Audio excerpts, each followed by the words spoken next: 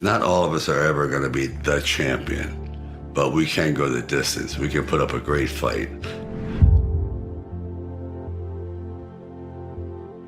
Nothing's braver than knowing you're going to lose. You're going to take a beating. You're done. But if you stood up to this class bully, you did something that no one else had the guts to do. You want to leave some footprints, on the canvas of life. And they don't have to be big ones. Everyone doesn't have to be a world champion. It's just the fact that you gave it your best.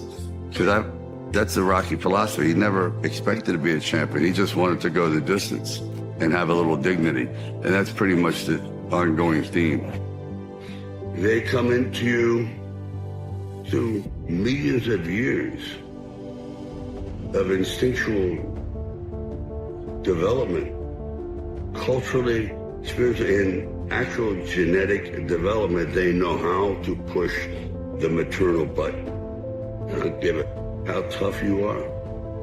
We all need it.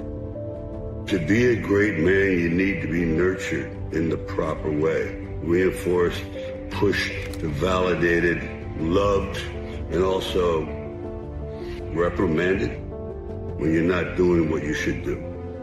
God is a very, very strong element, a cohesive element.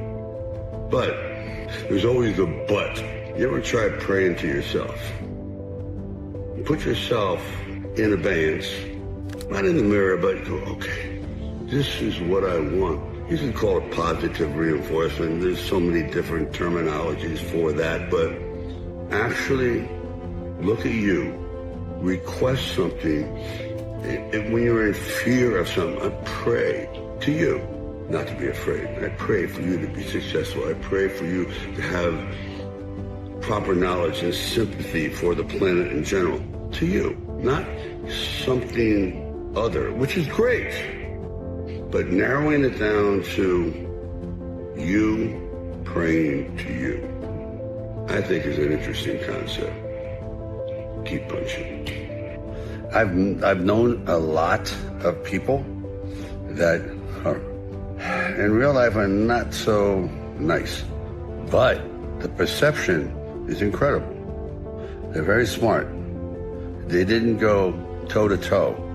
They went around. They navigated.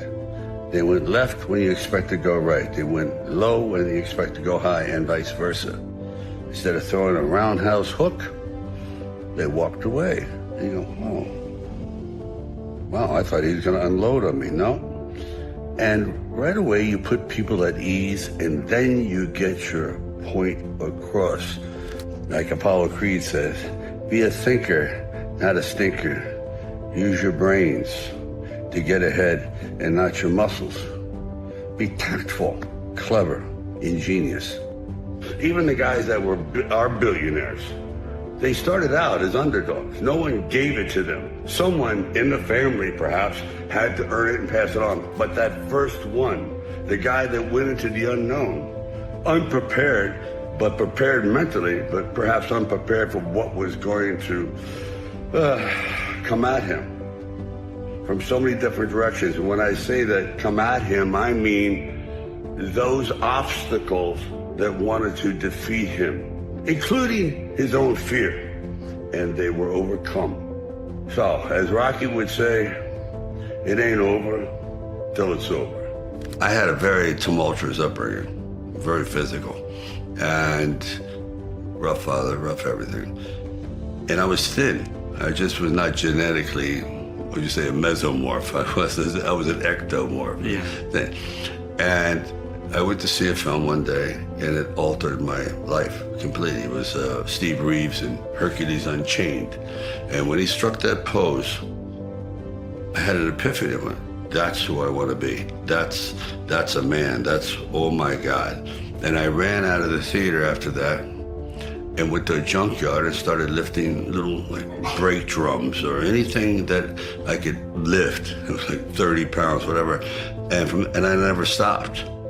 And I did build on armor. It was like, I felt I could really take care of myself. I could inflict punishment rather than take punishment. And I never stopped. But I always felt that a lot of guys, it's a lot of action guys, have no heart. And you can see in their films, all they do is kick ass. They never get hurt, ever.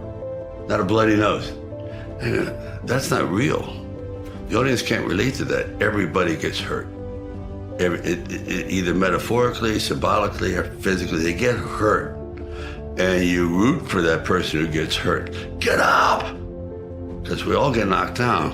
And that's just a credo I've followed my whole life. That he's not a pillar of strength. He's a pillar of dominoes. It's just, I was broke. I mean, seriously, done. But it depends how well you know yourself. I knew my personality that if I sold it, that was probably $1 million plus by today's dollars. A millionaire. And someone else did it, and it was successful. I would have never forgiven myself. I would have been a broken, embittered man for the rest of my life. So I realized we have in our entire futures about 3 or 4 serious crossroads. And that was my first one. That's where a real serious crossroad, where this is life altering.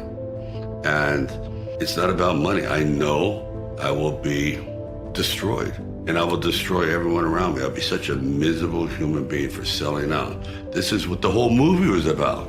It's not selling out. I just know how I work. I know what my engine will do.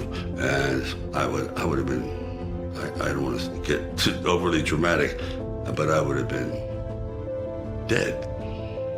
I wouldn't have survived. I mean it. I would have just been so miserable that my life would have just spiraled. I know it. Because I sold out. And I said, no. Because when you're broke, I actually mastered the art of poverty for a while. You figure it out. All right, we have spaghetti one day a week and this and that. I managed. And I still had this blatant optimism. But if I had sold out, oh my God. And I knew it. And they tried. I mean, believe me, they tried. This is it. This is...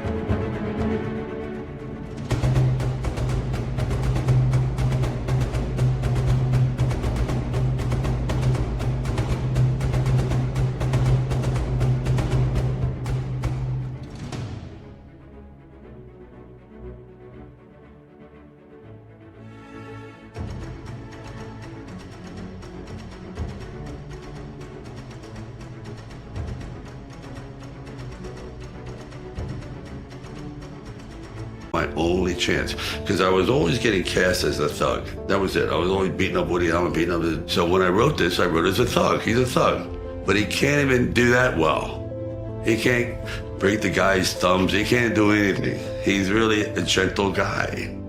I don't like to argue. I don't like stress. I don't like conflict.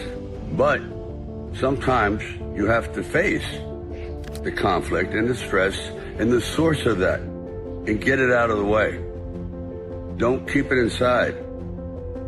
Somehow you have to purge yourself of this thing that's eating you alive. But sometimes you just have to offend someone who's offending you. That's fair. And it takes courage. Actually, it takes courage to do a lot of things. It takes a lot of guts to stay in school. It's courage. It takes courage to get up every morning, and bravery and pushing yourself when you don't want to go.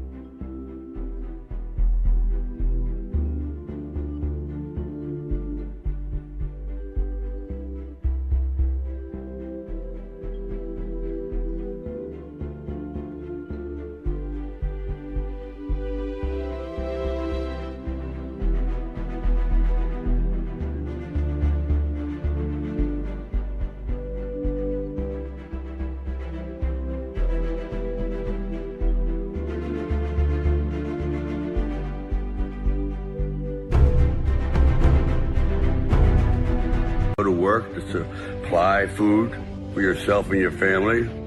It takes courage to stick your head above the crowd and voice your own opinion, even though it's not a popular one, but it's one that you feel so deep in your soul that you have to get it out. You can't go through life living on lies. Quite often, you just have to stand up and grab life by the throat and not let go until you succeed. Courage. You all have it. It's just pushing the red button. The world ain't all sunshine and rainbows. It's a very mean and nasty place, and I don't care how tough you are, it will beat you to your knees and keep you there permanently if you let it. You, me, or nobody is gonna hit as hard as life. But it ain't about how hard you hit. It's about how hard you can get hit and keep moving forward. How much you can take and keep moving forward. That's how winning is done. Now, if you know what you're worth, now go out and get what you're worth. But you gotta be willing to take the hits and not pointing fingers saying you ain't where you wanna be because of him or her or anybody. Cowards do that, and that ain't you. You're better than that. I thought, let me try a formula. Imagine if this is what you do, you woke up, you're now a gangster. Yeah. You're in this world, but you decide you're same personality. You're not gonna all of a sudden be the gangster guy with the dead eyes, or, everyone's posing and being tough and that kind of thing. No, you're charming, you're outgoing, you're exactly the same you are until somebody crosses that line and disrespects you, and then you're back to yourself again. So I thought, why don't I just be me? You know what I mean? Try to be that. So, and which is the hardest thing to do in acting, is to actually be yourself. Right. It sounds easy, but as soon as you're in front of a camera, you lock up. I don't care who it is. You still to this day. Yeah. There's always that butterfly thing. And it takes years of learning how to, as you know, to calm down in front of the camera, where you can sit there and scratch yourself. I don't always feel like, what do I do with my hands? That kind of thing. Well, that's what has happened in this show, that I'm basically playing me as the fella who's a gangster, but he's also charming and nice. He's not trying to be threatening. Yeah. But if he's threatened by other bad guys, then you see him kick into gear.